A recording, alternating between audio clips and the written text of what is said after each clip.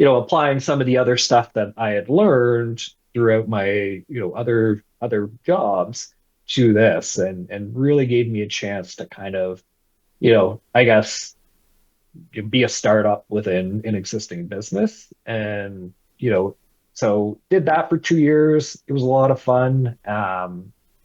But, ultimately my wife and I decided, hey, let's kind of, do something different. Let's kind of step outside of our comfort zone.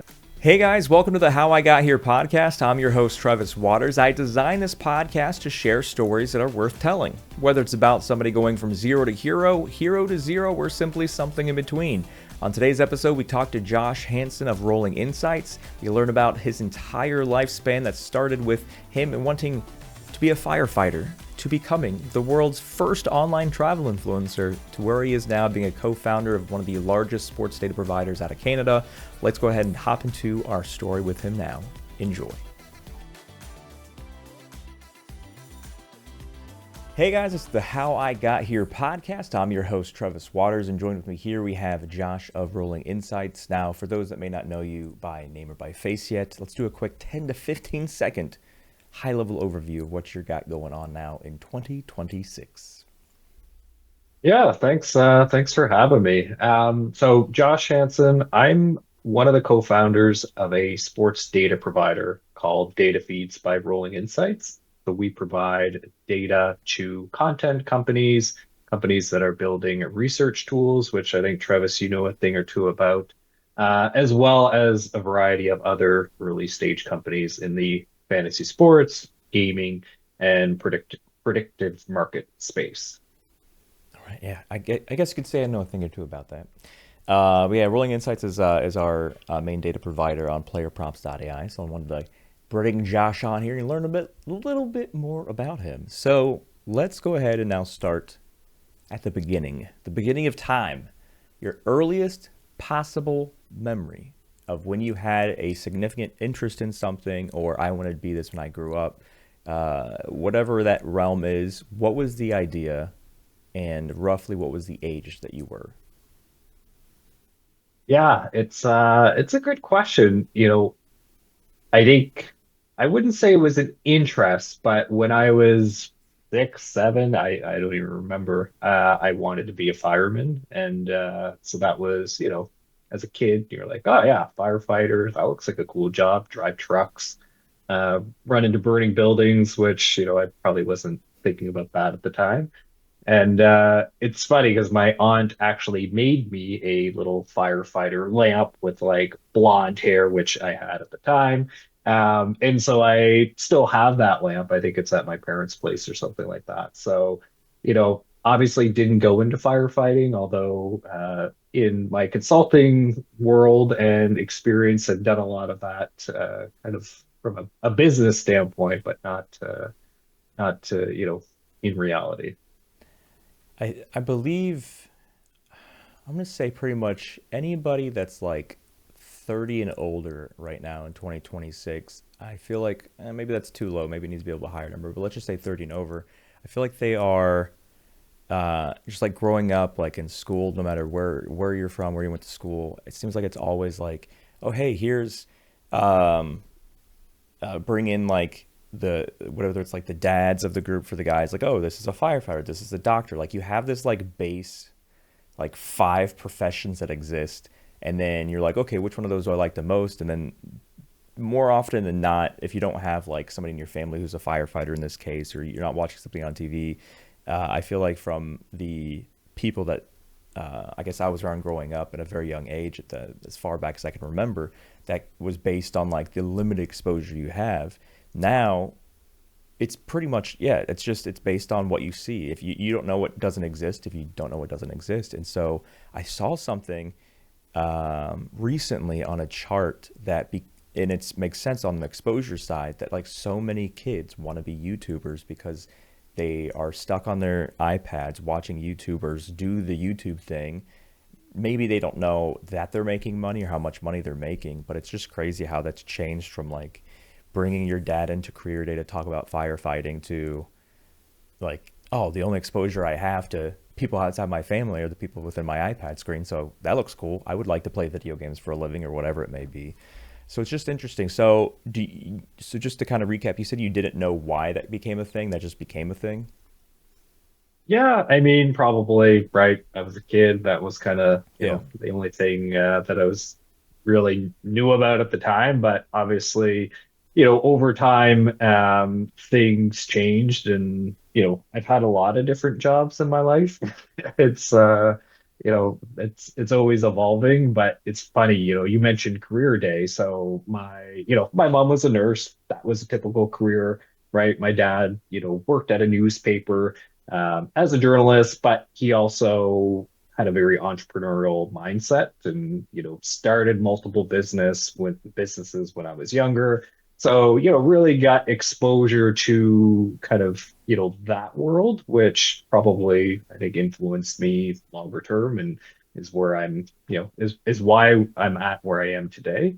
But it's he wouldn't be one of the parents coming in to talk about his work because maybe people at the time didn't really know what an entrepreneur was or know what a business owner was. I mean, you would, but it wasn't kind of your typical career day career, right?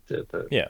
Like you said, it's firefighters, it's police, it's the flashier stuff than a business owner.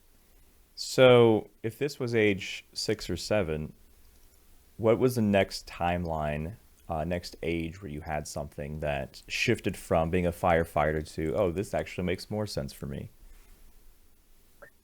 Yeah, I mean, I don't really know, to be honest. I think it was probably, the end of high school. I wasn't really the best student, and so didn't really know what I wanted to do. And I enjoyed sports. Sports was a big thing, just playing it with my friends. Didn't really do anything, you know, I guess more than just with my buddies and stuff like that. But followed sports, followed hockey, football, obviously, basketball to a little bit. Obviously growing up, you had guys like Shaq, right, coming out. That was, he was big when I was growing up. So you kind of knew. I actually had I an think Orlando still Magic he's still Shaq technically big right now. So not just when you're growing it up. it's true. Yeah, he's quite big. And so, yeah, I don't know. I think the end of high school, I was kind of just looking at, well, maybe I'll go do some journalism and, see where that takes me. And so I applied to a school, applied to a couple of them, didn't make the program, and then, was kind of trying to figure out, well, okay, what do I do now? Maybe I'll just go. Maybe I'll just go take some arts courses, see what happens, right? And then sort of, halfway through that summer, I got a letter from one of the universities and was like, hey, somebody dropped out of the program. Do you want their spot kind of thing? I was like, amazing. And so from there, I think, that kind of, was something I really enjoyed and, had a lot of interest in and, was able to, build a bit of a career early on in my life through journalism. But great age 6 to age 17, not a whole lot happening there in terms of what I wanted to be. So majority of that time frame was just playing sports, right? From 6 to 17. Yeah, I mean, just playing sports with my buddies. Also, it's funny enough, like growing up in the early 90s, computers and internet and that wasn't really a thing, but somehow my dad was always, again, looking at interested in a lot of different things, and computers was one of them. So growing up, there was usually a computer around. And so again, probably from age 8 onwards, like we always had a computer in the house. And so played a lot of video games growing up, a lot of like Police Quest and stuff like that, and Doom when that came out, and Doom 2. And I remember actually being able to download some mods for Doom to like overlay different audio and stuff like that. So basically change the gameplay audio, right? From Doom to like The Simpsons and stuff like that. And so just kind of tinkering on computers and getting to know kind of, how you could, you know, do different things with them was something that I was always interested in. And then, we actually, at one point, we had two computers. So my buddies would come over and we would play, Doom against one another in death matches, right? We would play other games. Stunts was another really cool driving game. So, yeah, a lot of computer, a lot of sports. And then, when I got into high school, did join the Army Cadets, which here in Canada is kind of, I don't know if they have it in the States, but essentially, it's for ages 12 to I think 17 or 18, and kind of a early program if you wanted to get into the military or just learn kind of some basic stuff around leadership or discipline and structure and stuff like that. So really enjoyed that, and it was something I think yeah, that I again had a lot of fun with and was able to meet some really cool people just through summer camps and stuff like that. And was actually able to get paid for it a couple of summers. So I guess that's technically a job, even though, I didn't really think of it as a career, but was fun nonetheless. I think the comparison to what we have in the US, I mean, we may have something called Army Cadet, but I think my exposure anyway was it's either ROTC or junior ROTC was the uh, army-ish kind of thing. But yeah, this, I mean, you're not like I didn't do it, so I can't explain it. But it seems like based on my understanding of my friends that did, that'd be the comparison. Now, let me pause real quick. I'm gonna go back to this one thing you were saying. So we were talking about Shaq, and then I was talking about how he's still big, and I think I cut you off when you're talking about that you had like Magic swag. Is that right? Yeah, I had an Orlando Magic hat, and I don't know if it had Shaq on the back of it, or maybe on the side. It might have had it. It might have been a Shaq hat. I don't even think it was like Orlando Magic. I think it said like Shaq across the front. This would have been junior high, grade six. Yeah, grade six or grade seven. So I don't know how old. I don't know what year that was. 94, Makes right? that makes sense. Yeah. Yeah. So would you say that because you had that swag and you had that knowledge of him existing on a specific team in the NBA that you around that time were not just like a fan of Shaq, but like an Orlando Magic fan as well?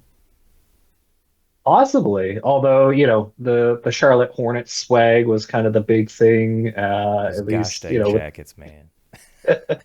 so it was a tight battle, between the Hornets and the Magic, but I think the Magic pulled away. But yeah, I mean, in Canada, basketball at that time wasn't very big, right? If at all. So you kind of, you heard a little bit about these larger than life characters, right? That Shaq is, and then, obviously growing up, guys like Magic Johnson, right? And when he was diagnosed with AIDS and kind of everything that was happening around that time. Like otherwise, a lot of my life growing up was probably hockey and baseball focused. The Jays obviously won back-to-back World Series, right? Hockey was big in Canada, or it still is.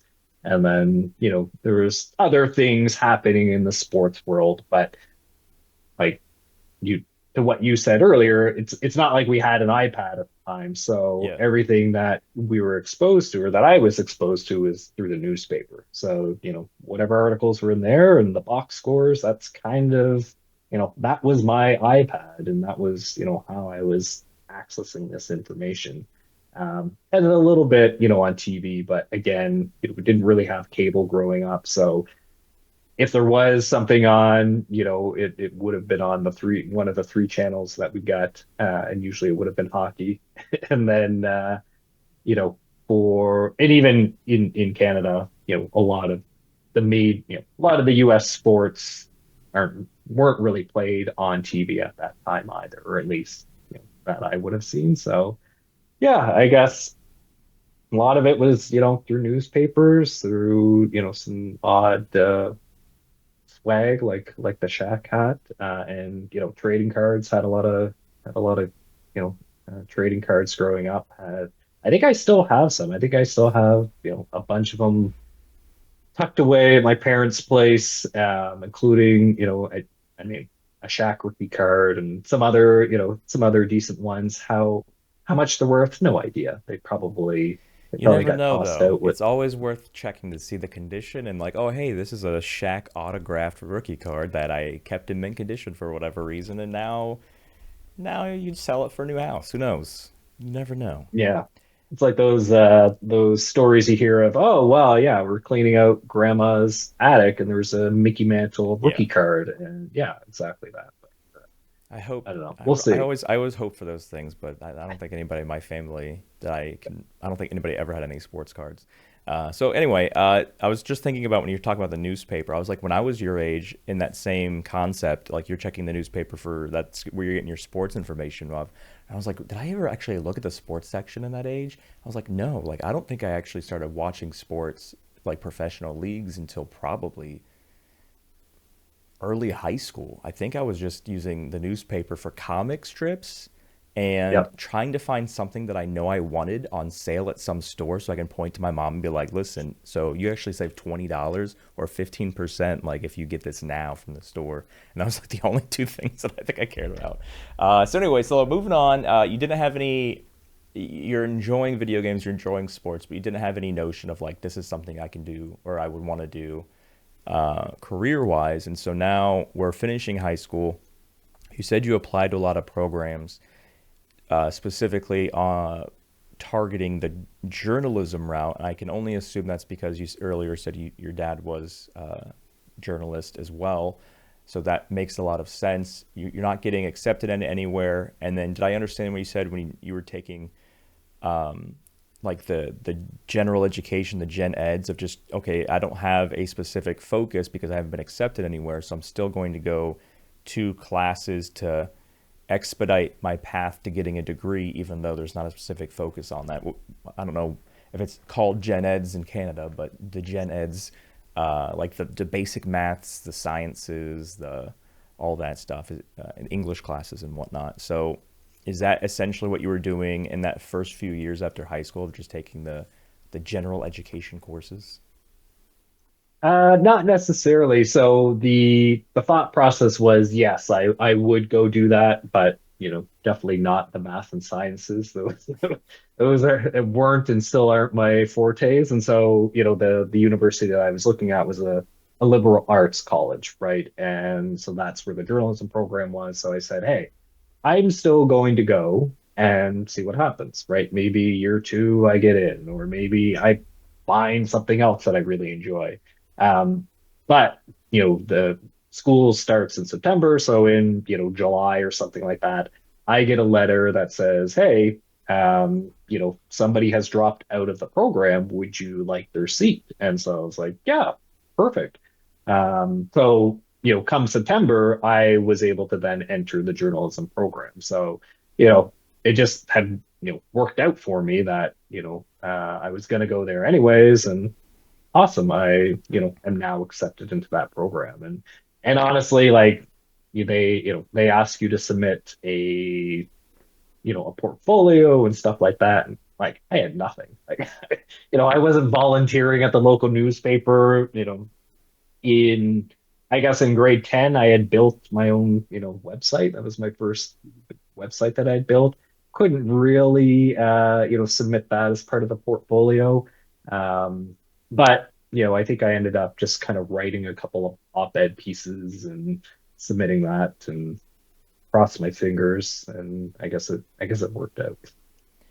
So when you I understand, just to kind of rehash what I said earlier of going the journalism route because you of the uncertainty of what you wanted to do, but you knew that oh I have exposure to this from from your dad. And when you were taking these courses, was it something that while you were taking it you were also enjoying it? And then the second follow up question to that is, did you start to through these courses and everything in college, did you start to figure out exactly what you wanted to do with that degree once you achieved it?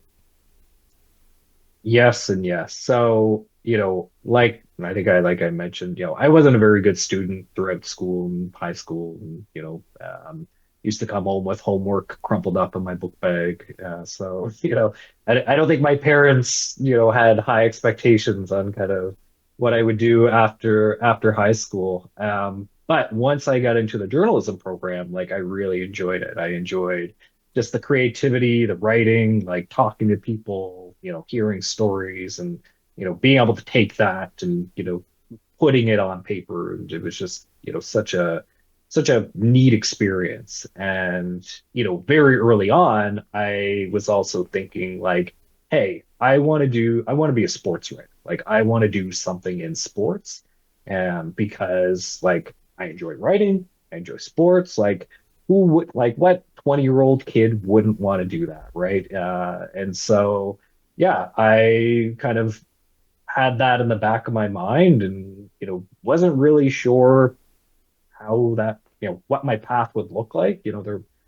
The program that at the college at the time was very new, and like the professor, they brought him in to kind of start the program, so like it was great program, but it was still there were a lot of kinks to be worked out. And so even year three of the program, they actually had that at a different campus at a basically like a 6 hour drive away from where the main campus was. So you would have to move to this community in in year three and then come back for year four. Like it was all it was all over the place.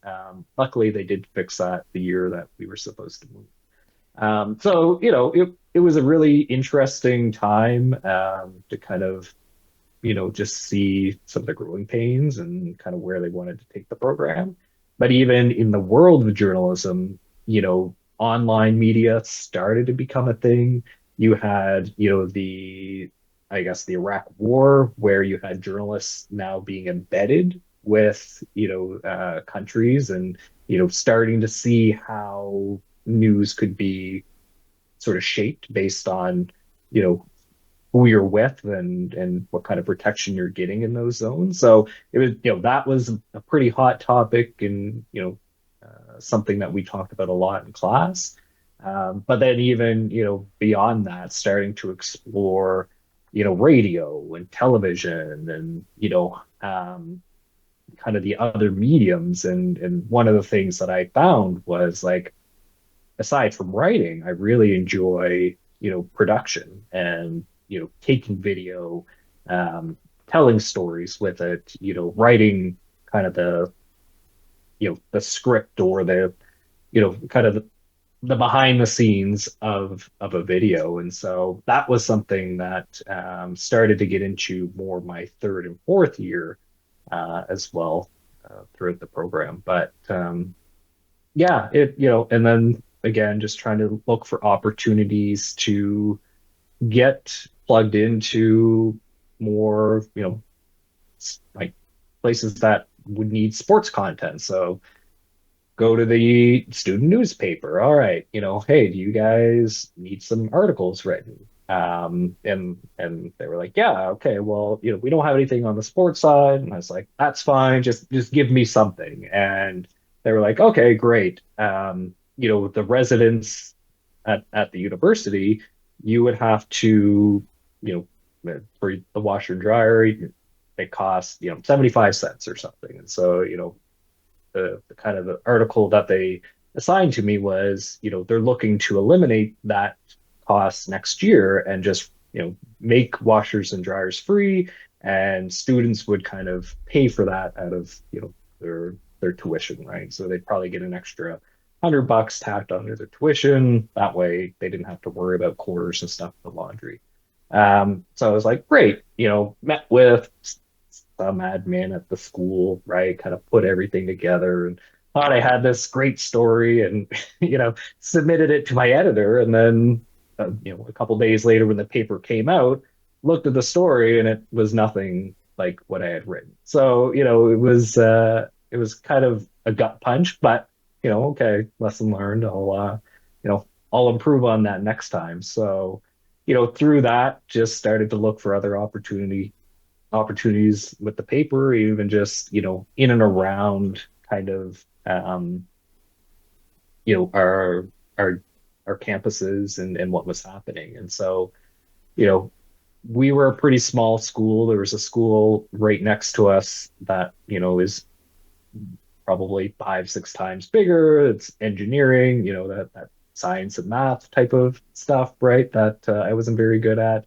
And so that university, there was a rivalry between our two hockey teams. It was, David and Goliath, right? And so I remember, starting to build some content or write some content around that rivalry and kind of, telling that story, what that looks like, and just, I think that was kind of my first real take into, or real step into, like, here is a sports story that isn't just a recap of the game.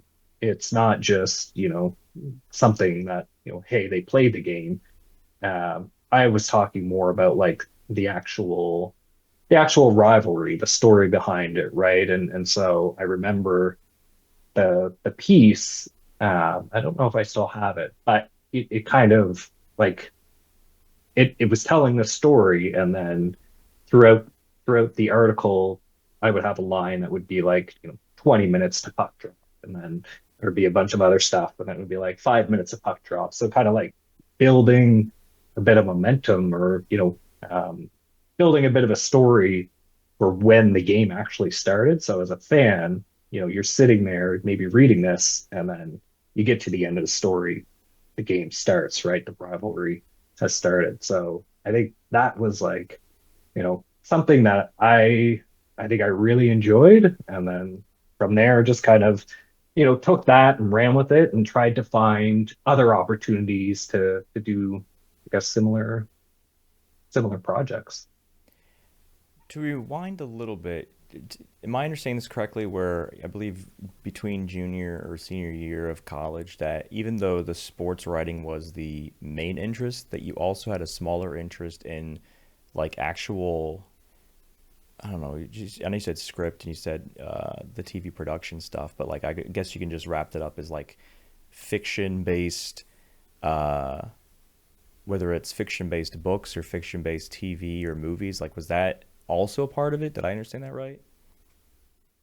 No, this was more like the actual production of, like, a sports story, right? So more on the nonfiction side. So, you look at ESPN Films, right? They do a phenomenal job of that. And so, there are many people behind the scenes who are doing the research and writing that content that, voiceover artist is reading. So that was sort of more my passion, is like, doing that research, building the story, writing it out, putting it, in a format that somebody could read it you know, um, over video, right? But also helping to pick out that video and the editing process, like yeah, that entire kind of soup to nuts, everything beyond, everything except probably, the actual voice over is kind of where, yeah, what I enjoyed. So I know you said you started looking for opportunities right outside of college around this time. You're getting like the local, well, the college uh, paper that didn't have that sports section. You're trying to get your feet wet. What was kind of the first out of all of the places that you're like applying to apply this skill set and apply this interest and start actually, having a monetized career out of it? What was that first opportunity, and how far after college did it take to land it? I would say it probably happened during college. And so, in my third year, there was a national Canadian University Hockey Championship. And so, the best teams of all the universities of Canada play in this round robin tournament. And in my third and fourth year, it was held at, our rival school. And so my roommate at the time was talking about it, and he's like, "Oh, well, um, you should email them and see if you can, write some of the game recaps or get involved in it." Like, no, they probably have people, right? Like, that's never gonna happen. And so I eventually did. I reached out to them and they were like, yeah, we would love to kind of have somebody write the recaps for us. And so I was able to, go to all of these games, these, really good Canadian hockey, or I guess university hockey games, meet other writers from across the country, other broadcasters, the major Canadian sports station was there covering the tournament. So, just being able to see kind of like what that could look like was really interesting. But then also, being getting some experience kind of writing under pressure. It was, the game is over, you need to write the recap, post it on the website, right? Have that out there. And I think they also pushed it out like on the wire as well. So, it was kind of my first opportunity to kind of, you know, get exposure like, do I like this type of environment? Or what kind of, yeah, and just feel it out. And so it was a lot of fun, like really enjoyed it, just amazing hockey games, got to see them all for free. Um, and then did it again the next year. And so each basically they would host the tournament in the same city 2 years in a row. And so the next year, yeah, was able to come back, like, knew a little bit more on kind of the structure and what was expected of me, and, felt a lot more comfortable and knew like, yeah, I can use this on my resume. Like this is gonna be good for whatever I do next, right? I can have this in my portfolio. But again, like coming back to the first time I did it, I, wanted to do a really good job on the recap and tried to get all fancy. And again, it was just, I had written something, kind of the editor looked at it, completely changed a bunch of stuff.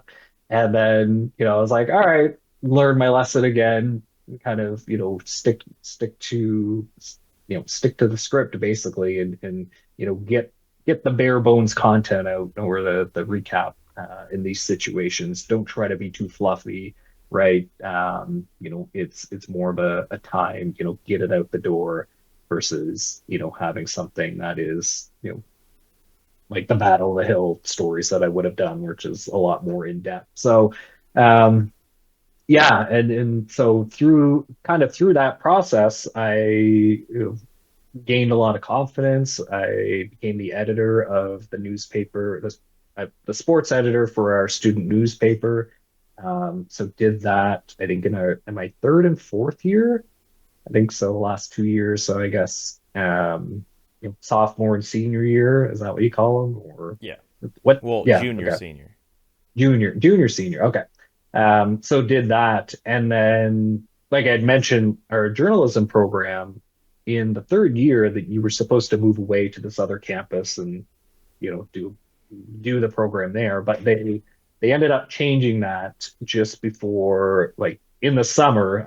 I was looking for apartments and they reached and then they told us, oh, you don't actually have to go.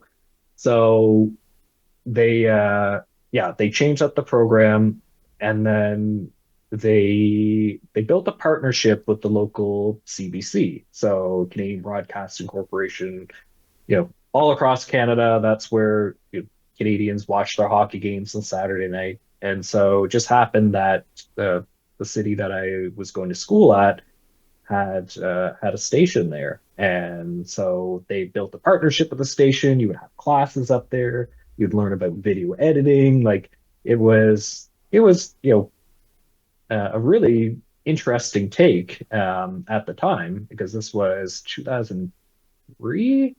Yeah, it would have been 2003. And at the same time, they're also like trying to build an online newspaper, which again, very cool idea for a university at that at kind of at that time. Um, so one of my professors in third year worked at the CBC. He was a producer there, and he was pretty great. Well, he still is like a really great guy. one of those professors that would go out with beers with their students, right? You know, much older, but he's just very energetic, like just that kind of one of those people. And I remember, we invited him out to, I think, one of our kind of, end of year dinners or class dinners or something like that, at a pub. And, you know, we showed up and everyone's getting their seats. And, I look around, I'm like, geez, there's nowhere to sit. I guess I'll sit next to him. And just through that, like chatting and, really good conversations. Ultimately, what ended up happening is each year at the CBC in the summertime, they hire a journalism student. And, it was union pay, which at the time was like amazing for a college kid. But you would help write scripts for the on-air hosts, like you would, do video production, like work with the editors, go out on shoots, like it sounded pretty cool. And so through that kind of just happenstance, I was able to get yeah, yeah, I guess yeah, build a relationship with this professor, and then get a job for the summer at a TV station. And so again, like was really able to build up my portfolio there. Got to see kind of the behind the scenes, how a TV station works, right? The host, and it was in the summertime. He would often wear shorts on set, but have a nice button up shirt because you can't see below here. Like I could be wearing shorts right now and you wouldn't even know.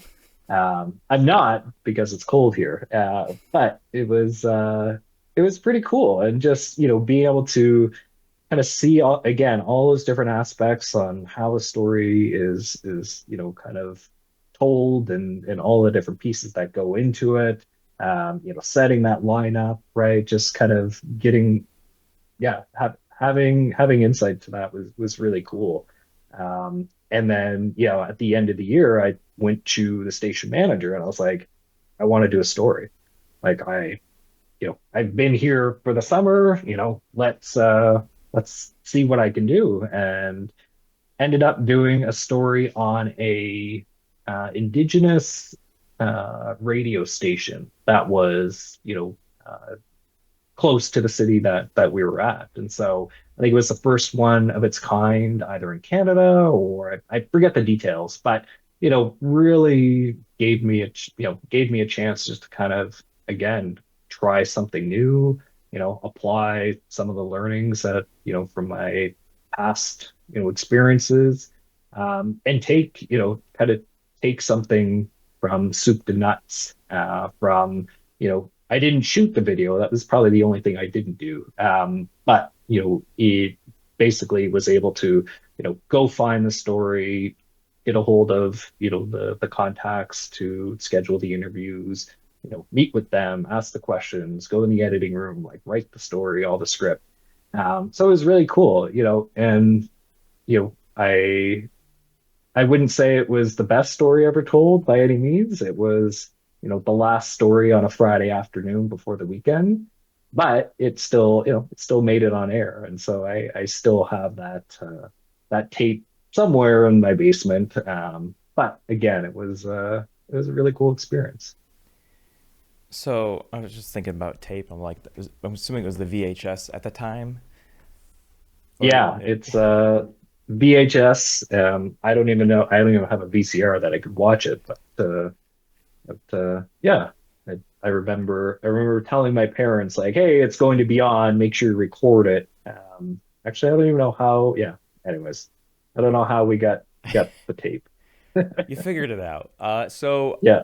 I know that we're at this point where now, uh, when this show came out, when this piece, you had already graduated by this time, right? Because this was the summer that was trailing this the graduation year.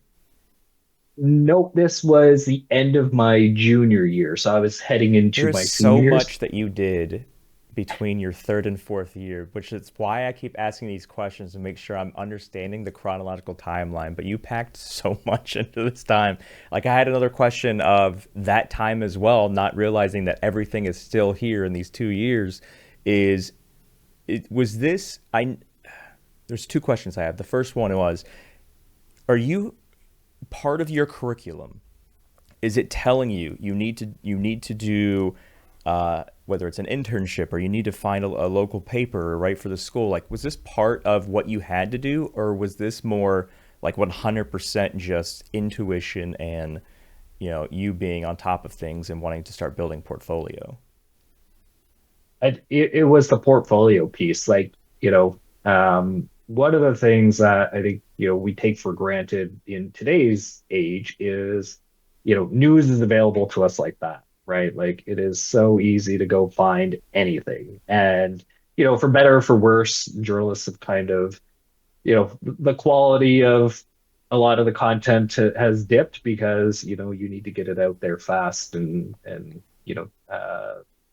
yeah, basically without without too much oversight. So um, for us and for journalists, I mean journalists of students at that time, like yeah, you knew you had to build a portfolio because that's how potential employers are going to evaluate you, right? It's not like I don't know. It's not like you're an engineering student and going and being like, "Hey, I have my engineering degree. I know how to build a bridge. Why don't you hire me?" And that's probably oversimplifying things. But the journalism side, again, it is a very much like, okay, well, you know, can you tell a story? Like, do you have experience going in the field? Like, where are your strong points, right? Are you a radio guy? Are you TV? Are you know, print? Are you something else? So, it is kind of the way that they will evaluate you. And then also for me, like, that that was, that was how I was going to earn a living. Like you know, I could move back with mom and dad, but what am I going to do? Go work, for minimum wage for the rest of my life or something like that? And not that there's, anything wrong with that, but it just wasn't for me.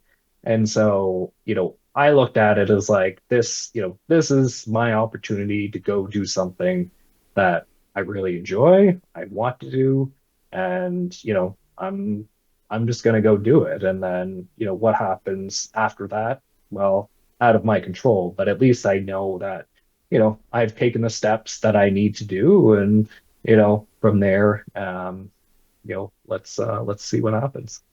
So now we have finished our degree. Yeah. From all of the different pools that you were dipping your toes in on the journalism side, by the time you graduated, do you have a more clear picture of what specifically you wanted to do from all the different things that you've kind of done on the portfolio building side? So then when you graduate, you're like, this is the exact type of role that I want. Was it still more of cast a wide net and see what you catch? It was definitely cast a wide net. Like I didn't really know what I wanted to do. I knew I wanted to work in media, sports media of some kind. So I had I had a couple of interviews, one with more the local paper, didn't really pan out. And then another one with the sports editor of a paper that was probably an hour or so north of where I went to school.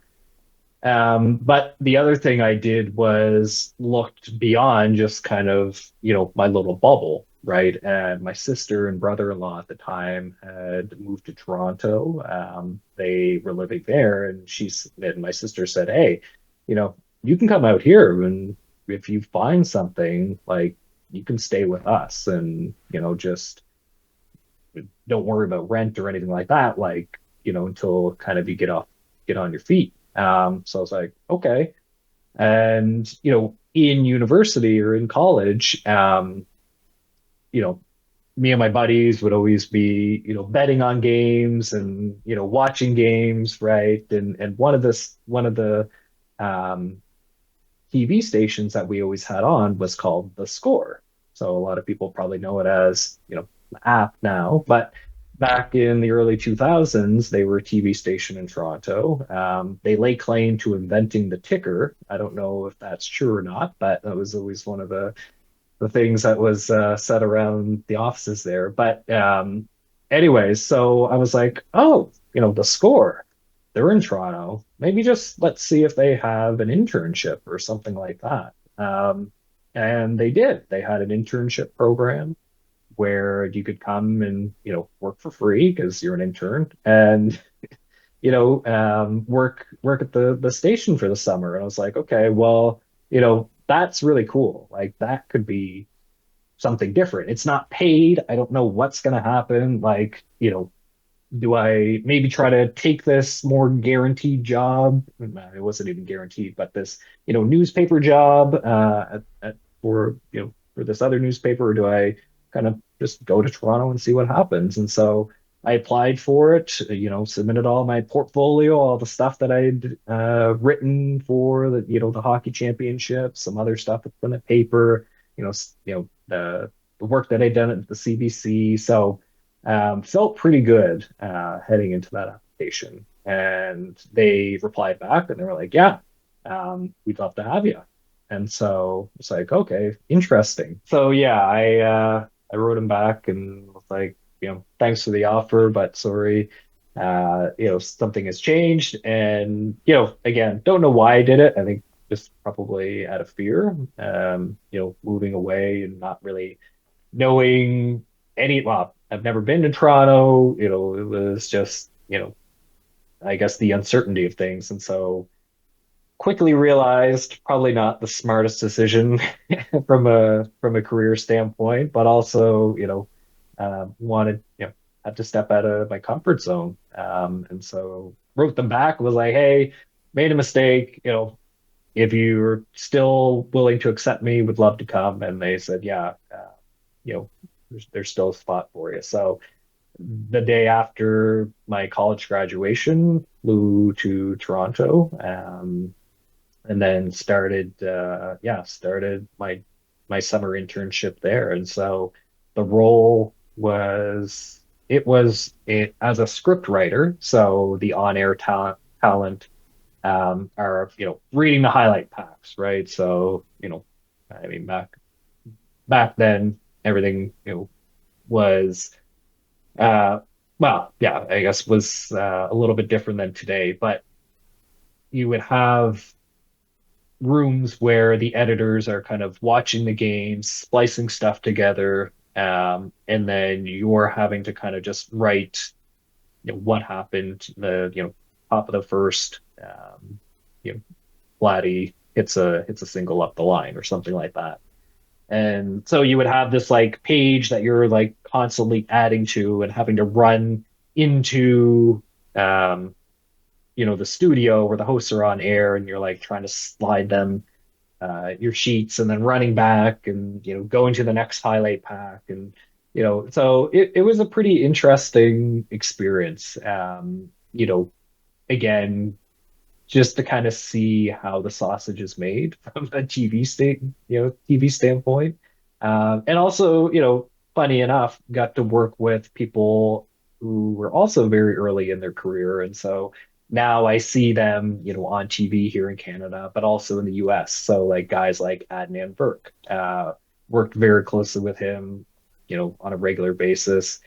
Huge movie buff, obviously, as I think a lot of people know, but really funny guy, easy to get along with, and so made my job as a kid fresh out of college a lot easier, right? Just kind of takes that pressure off you. So having people like that there was a lot of fun, and did that for the summer, and then my producer uh, said, hey, we can hire you on part time. Would you be interested in that? And so said, sure. So did that again until I think for another 6 or 8 months, and was looking at other opportunities in the station as well to do like video editing and some other stuff. And so applied to a few of those roles. One of them actually was to write the updates on the ticker. So, again, the bottom of the screen, you have little blurbs, different news stories that are coming out. Um, and so they gave me a test and was like, hey, you know, look through these team names and player names and things like that. and basically make the corrections. And so they were like little things like I remember David Boston for the Miami Dolphins, right? I think he had either just been traded to the Dolphins or had been traded away.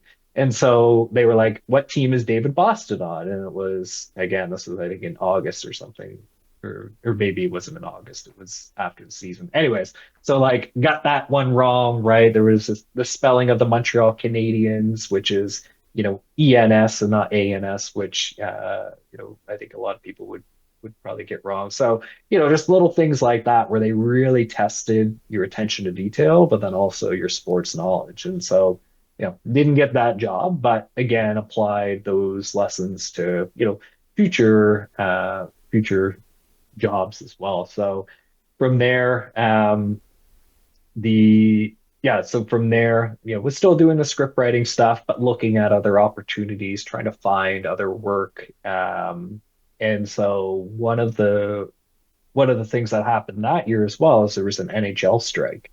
And so in Canada, obviously NHL huge, right? And so it gave me the opportunity to watch probably some other sports that I wouldn't have, like NFL and NBA, right? Paid a lot more attention to those, and even some college ball. So what ended up happening was, I started to read some content on online, and one of the sites I came across was covers.com.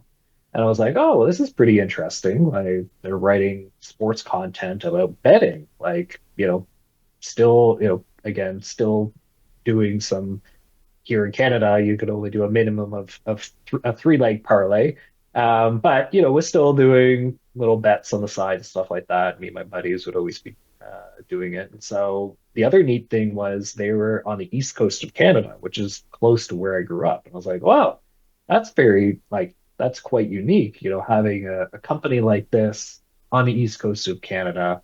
Um, well, maybe, let's see if they're looking for any, help. And so they had postings for um, sports writers. And I was like, huh, well, maybe I'll apply and see what happens. And so I applied for a job there, and it was a full-time gig, benefits, right? It was a real world job.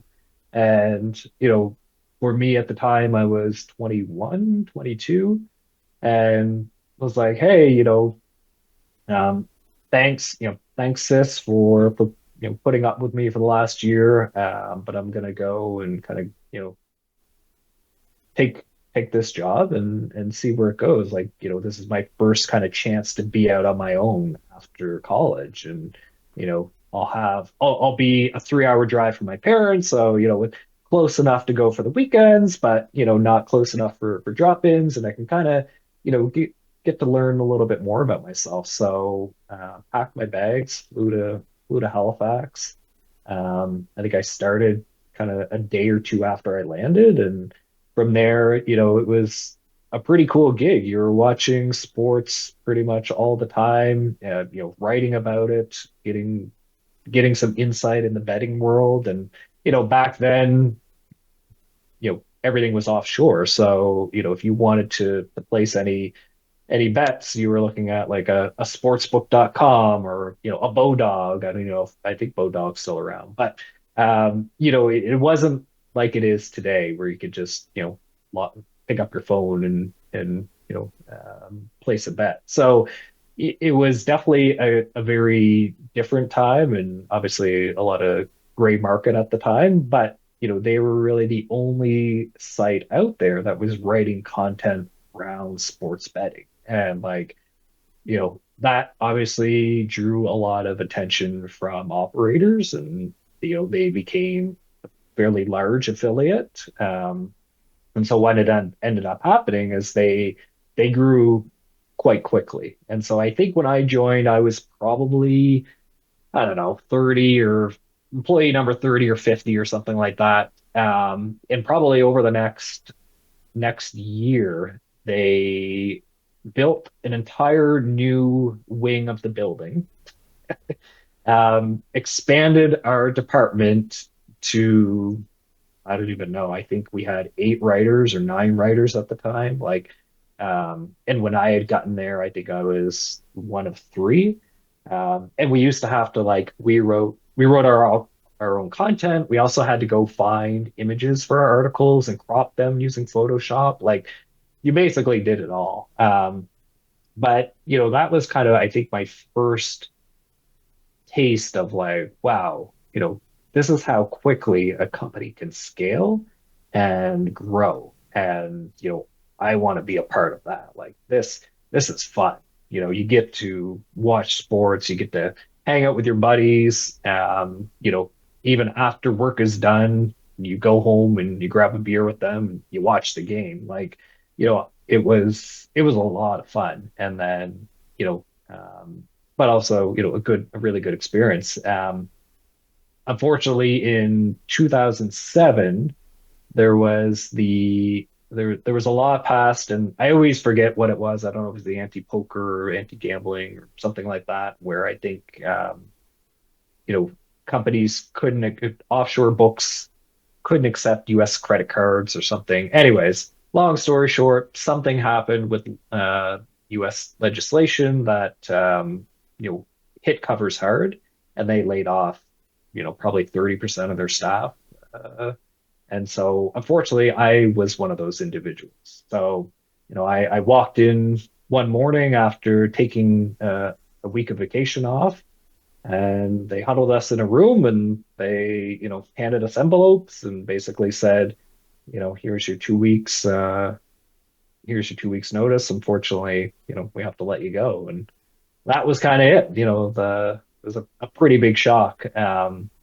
And it was 19 years ago today actually that happened. So it was a pretty big turning moment for me in terms of, okay, you know that was fun, but I don't think I want to be in a position where,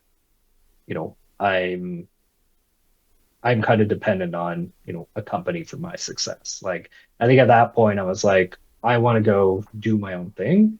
And, from there I kind of, just said, all right, what am I going to do now? Like, I want to go find something, I want to build something.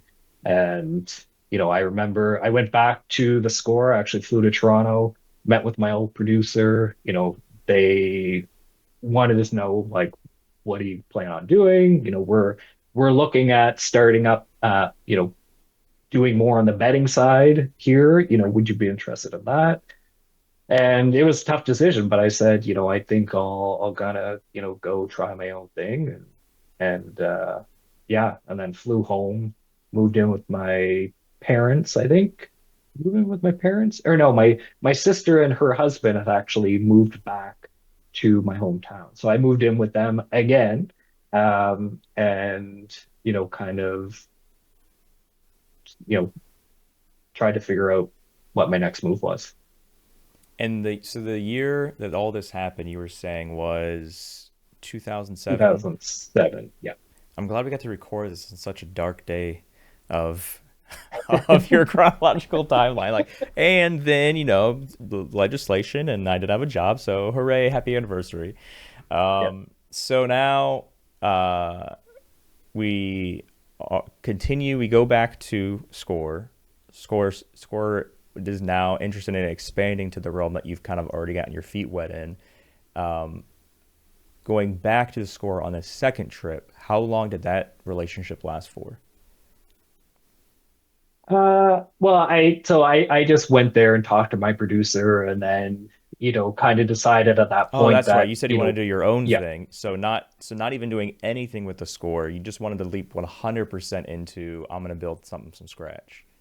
yeah, I'm gonna do my own thing. Like I'm not gonna put myself in that position again where I'm dependent on somebody else for, my success. So I ended up, yeah, again, moving back with my sister. And honestly, I think, it was such a blow to my confidence that I didn't want anything to do with sports. I was like, I'm done. I don't care. I don't care about betting. Like, done.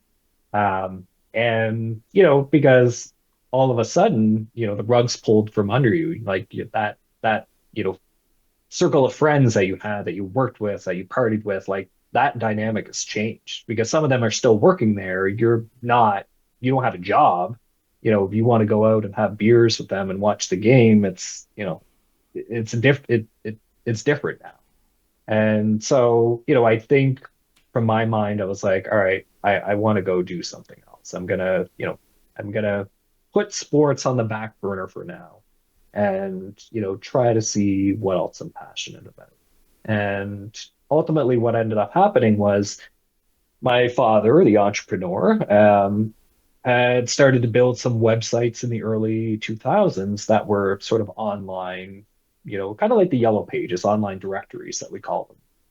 And through that, he started to gain some traction. And, it was kind of the place or the website where, companies, um, hotels and restaurants and B&Bs would be listed. And like nobody really knew what the internet was at that point or what a directory was. It's not like it was Yelp where you could, you had to be on there. It's like these businesses didn't really know. And so, you know, he was doing well with that business, which, ironically was probably one, if not the only one that had, of all of his different ventures that had kind of really had some success. So, you know, we ended up coming up with an idea where I would take some time off. So, I left Halifax at the end of August. So I was laid off in February,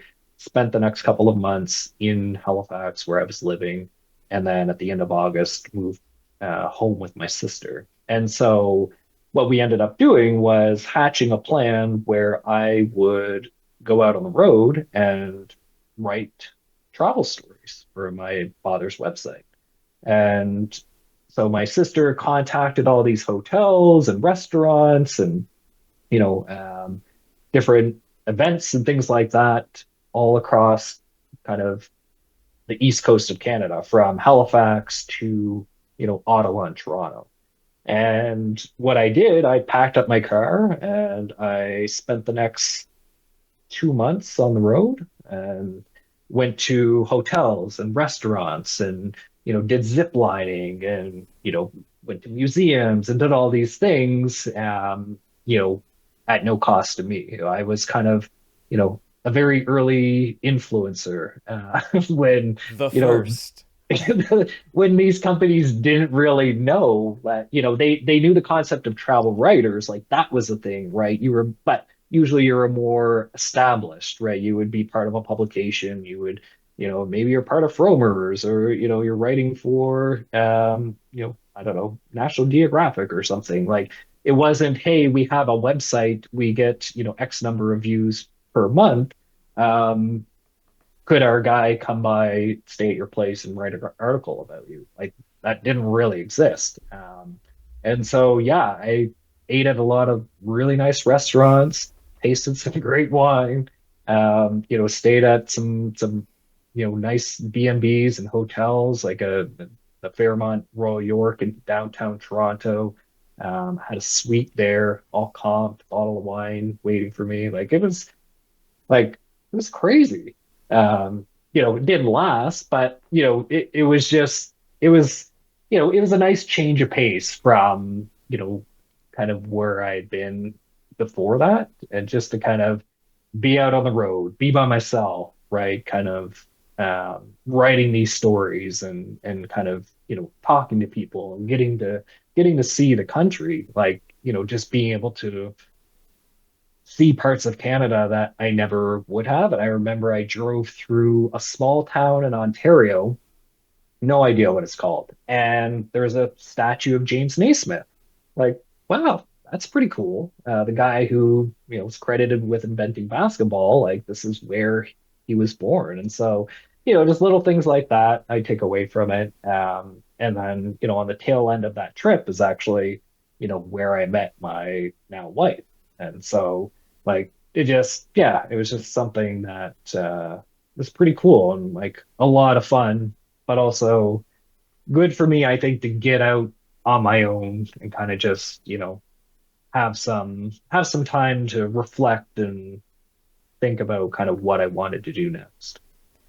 I mean, that was kind of a short period of time, though. Only 2 months of being the world's first online travel influencer, and then, of course, you said at the end of that 2 months, meeting your now wife, which is interesting. So, like, what was that scenario? Was it just like you're staying at this hotel, you go to the hotel bar or lobby, and like she's there? Like, was she at one of the places that you were writing about?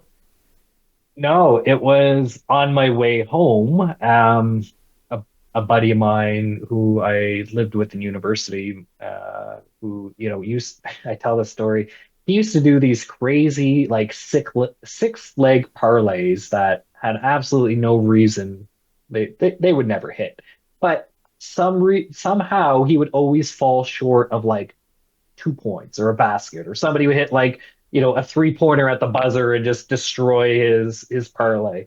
Um, but anyway, so yeah, we lived together in fourth year and stayed in touch, and he was like, hey,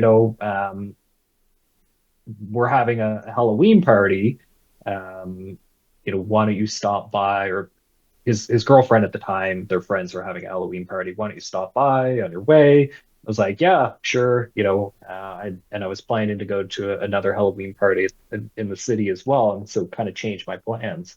And then yeah, she was there and just got to chatting and reconnected a couple months later. But yeah, so kind of a one of those things. You just never know what will happen. The universe is mysterious. So now we finished our 2 month in travel influencer, and so we're still technically in 2007 because right this you got let go in February you said, and then this was Yeah. all kind of, and then now we're in October, the Halloween party. So there's still a large gap of time. There's 19 years from then till now. Uh, what was the I know you have a lot in your history so far of dipping your toes into pools for limited amounts of time to kind of either see what you want, see what you like, or in this situation with like covers of something that just the industry change shifts and your Yeah. job becomes no more. But what was like the next like multi-year role you had, whether it was something you created or something you wound up joining? Yeah, so in 2008, or I guess, yeah, in 2008 or 2007, 2008, I decided, well, with a bit of influence from my father, to start a company doing digital marketing, but also doing like what are called, virtual tours. So everyone knows it as, Google Street View. So I would have a camera, I would go out to, different businesses around our town. And again, our town was like 20,000 people. So very small pool to select from, but would go, would make cold calls, would kind of go to the businesses, right? Do the photography, learn how to stitch everything together, um, you know, and really, on top of that, tried to do other things. Like I, created an email newsletter for a customer. Again, this would have been 2008, right? I did. Uh, there was a car dealership in town that were like, well, we don't need that, but hey, when people call in, we have these voiceovers that they listen to while they're on hold. But like, could you do something like that? I was like, sure, yeah. I've done production. I know how to do this, and so did that for them, right? And so, it was pretty, yeah, it was pretty cool because I really got a chance to kind of learn, how to be more disciplined and kind of how to build something. And so obviously through that, didn't make a whole lot of money, but I was able to take advantage of a sort of a grant with the government where they paid kind of, a living wage for a year while I, could work on this stuff. So, for me, there wasn't a whole lot of pressure, to kind of, I guess, yeah, I think build something, big. It was more like, okay, let's see what I can learn. And so through, over that time, started to build up again a bit of a portfolio.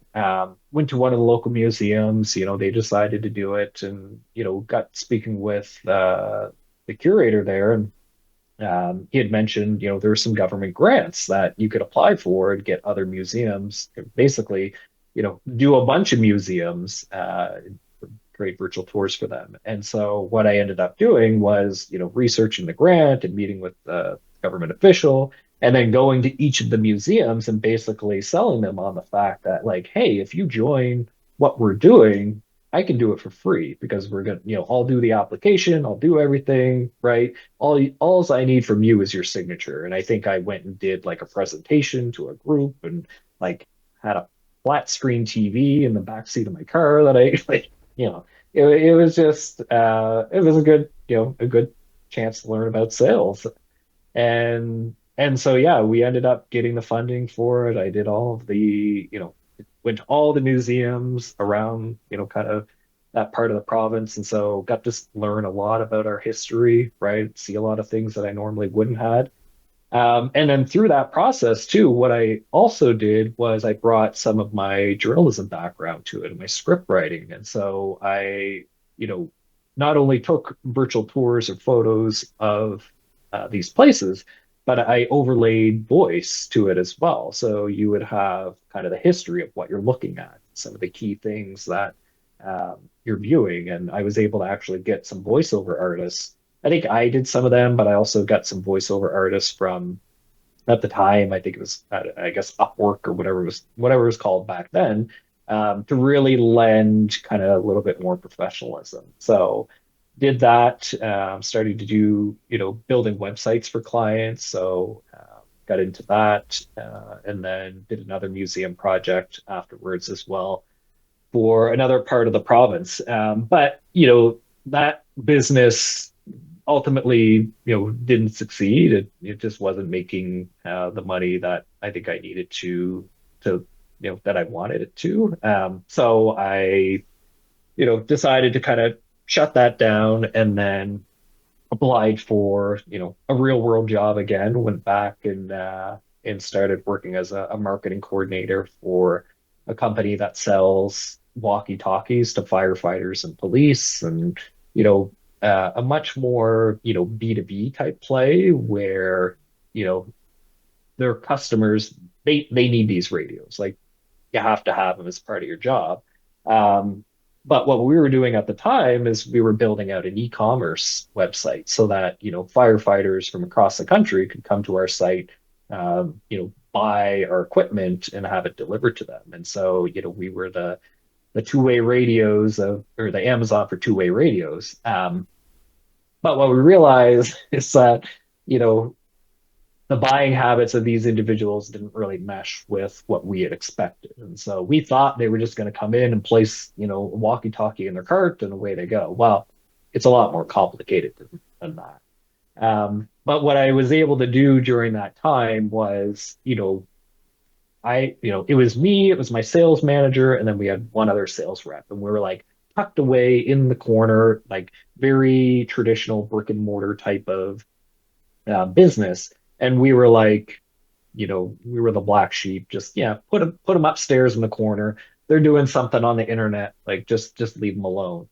Um, but through that process, like was really able to experiment a lot with like Google AdWords and Google Analytics and email marketing and print marketing, you know, yeah, direct marketing, print and applying some of the other stuff that I had learned throughout my other jobs to this and really gave me a chance to kind of I guess be a startup within an existing business. And, so did that for 2 years. It was a lot of fun.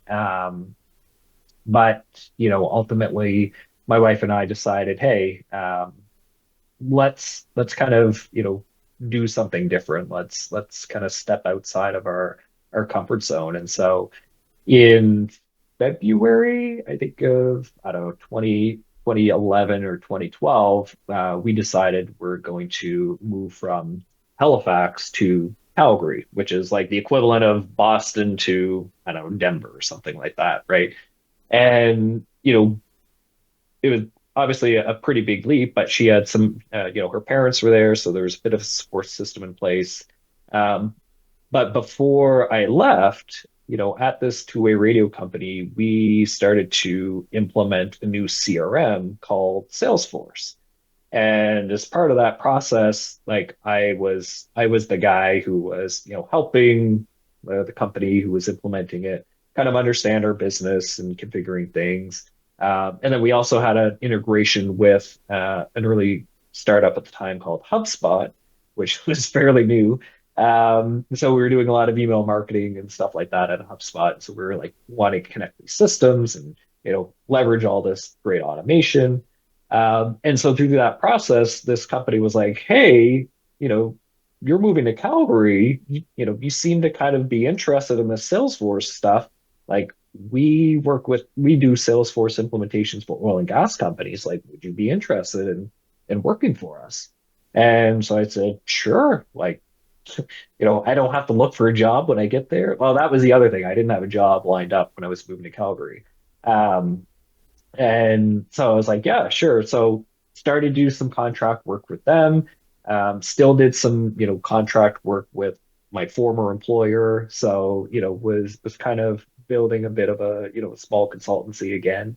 So was doing that for a couple of years.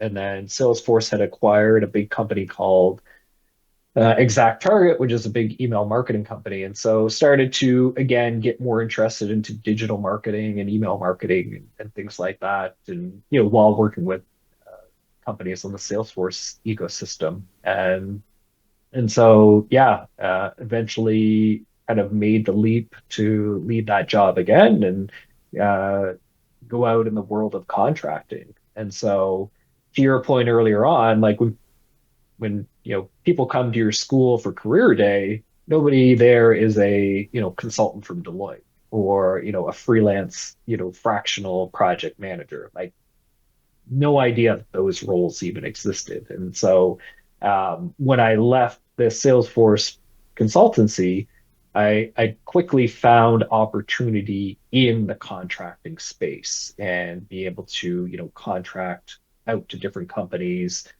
whether that was working directly with them, whether that was, through an agency and kind of white labeling underneath them. And so I was able to work with a lot of like really big name companies. Did a couple of stints with L'Oreal Cosmetics. So just through my digital marketing and email marketing experience, was their lead architect for their email systems for all of the Americas. And so, they're sending millions of emails per month. I'm kind of the guy that is directing traffic between emails and data and working with the different business units and brands and things like that. So, it definitely a big departure from sports journalism. But yeah, I'll pause there and because there's another piece of the story which kind of gets into how I eventually met the guys at Rolling Insights and how we got to where I'm at today. I mean, that was literally the next questions. Like, when did you meet those guys, and when did you get back into sports after doing all of this non-sports stuff with the amount of. So I always believe that I have like the most vast resume in terms of like not I wouldn't say odd jobs because they weren't all odd jobs, but just how many different unique roles I've had or different companies I've worked for from Mirth to now. But I think that you might actually be challenging my resume at this point. But no, yeah, go straight to it. How'd you meet the guys at Rolling Insights, and what brought you back into the sports realm? So when I went contract, one of the big things so at the time, like I was working remote, obviously, and so in Calgary, had built, some relationships, playing hockey and different things like that. But I was like, well, I'm interested in sort of how projects are delivered and how, kind of that side of a business. Like when you look at, okay, well, we have to implement this giant piece of software, like how does that happen? And so there was a meetup in Calgary through meetup.com, and it was, agile project management. So like, people who are in agile or even in project management or in tech in the Calgary area would go. And so I was like, okay, I'm going to go check that out. And so I went to a couple of those sessions. And I'm not the most extroverted person. And so, was kind of just hanging out. I was like, oh, well, I'm gonna go use the bathroom. And so I was standing in line to go use the washroom and just struck up a conversation with the guy that was in front of me. And, that guy, his name is Stephen Kenway. And, we're just chatting about my experience at Salesforce.com. And he said, well, hey, I run a consultancy. We do a lot of project management. We have a client who needs some Salesforce.com help. Like, would you be interested? It's like, yeah, sure. Just figured it would be another contract that I would have kind of under my belt. Um, and so through that process, like started to work with more of the clients on the rolling wave, which is the consulting side of the business. And, through that, again, was able to work with some pretty large companies, Fortune 500, Fortune 100 companies. And, it's funny because you say you have a lot of odd jobs. I'll rewind back to 2010. I was basically doing any odd job I could find. One of them was, being those people that set up the chip displays for the Super Bowl. So like the big Tostitos displays and stuff like that. So, did that a couple of times. Now, fast forward to 2023, I was actually doing all of the email marketing for PepsiCo for the Americas, similar to what I was doing for L'Oreal. So, like in the span of 13 years, I went from stacking their chips in a Walmart to being the guy that runs all of their email marketing. And so, it's just something to kind of reflect back on. It's like, wow, a lot can happen in 13 years. And so coming back to how I met Steve and the Rolling Wave crew, you know, again, met them, started working with them, and then in probably 2019, 2020, we decided, so Steve, Jeff, and myself decided, you know what, we want to take some of the profits from the consulting firm and build a product. And so Steve, had built a product in the real estate space, e-signatures for real estate agents. Had exited that, was kind of rolling off his time with that company that acquired them. And so we're looking at, okay, well, yeah, that sounds fun. Like, let's build a product. And we looked at a couple of different, industries and sectors, and we're like, well, I don't know, what should we build? And Steve is a big fantasy sports guy, loves data, loves, that aspect of things. And, he kind of had this idea of like, well, wouldn't it be great if I could just import my fantasy rosters into one platform and build some models and kind of try to find an edge on who I could start sit and pick up and stuff like that. And I think he had built something on Excel to kind of do that, but he wanted to take that and build it into a platform that other fantasy owners could leverage. And so it was like, yeah, that sounds interesting. I like sports. Like I've worked in sports before. This sounds fun. And so yeah, we kind of started down that path late 2019 and 2020, and we're early on building kind of the concepts of the product. And then we got to a point where it's like, hey, we actually need some data to feed into this product. Like we need, the ability for people to grab the latest stats and scores or schedules, right? How do we do that? Like, what does that look like? And we started to reach out, started to Google different companies, right? There wasn't ChatGPT at the time. And so we came across a couple of the big, names in the industry and, had some conversations. Some of them didn't get back to us. I think we were probably just, too early stage. But the ones that we did talk to, we quickly realized like data is not cheap. And for a startup, like, how can I justify paying, you know, tens of thousands of dollars a year for data when I don't even have a product built? I don't even have a user base. I don't even know if this is a thing. Like, I haven't even monetized anything. And you want me to spend how much? And so, that kind of brought us to a point where like, well, what other options are there out there? And we eventually found a small data provider in Minnesota. It was, two guys, and they had built a pretty decent, um, company. And so started working with them. Uh, and unfortunately, in 2020, the pandemic hits. And so sports stops, right? They don't really have a business because their customers are like, well, why am I paying you if there aren't any sports happening? And the other thing is their lead developer was from Ukraine and things were starting to escalate there. And, he wanted to get his family out. And so they said, listen, guys, we're closing up. Like we can't do this anymore.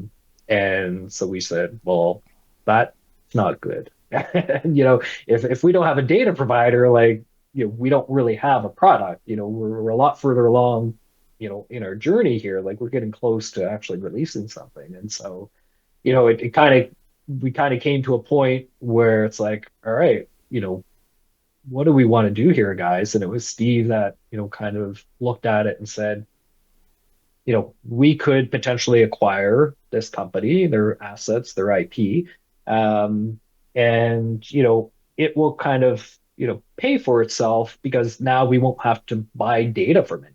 Like we're basically going to own that pipeline. There'll be an upfront investment, but over the next couple of years, we should net out. And so it's like, okay, yeah, let's do that. So we made an offer. We acquired their engines. A couple of the customers that they had left started to use it for our B2C product that we're building. And then quickly realized, there's a bit of a gap in the marketplace. And through our experience going through, the process of building a product and trying to find, a provider that worked for us and our stage of growth, like we said, we think we could be a data provider here. Like there's an opportunity.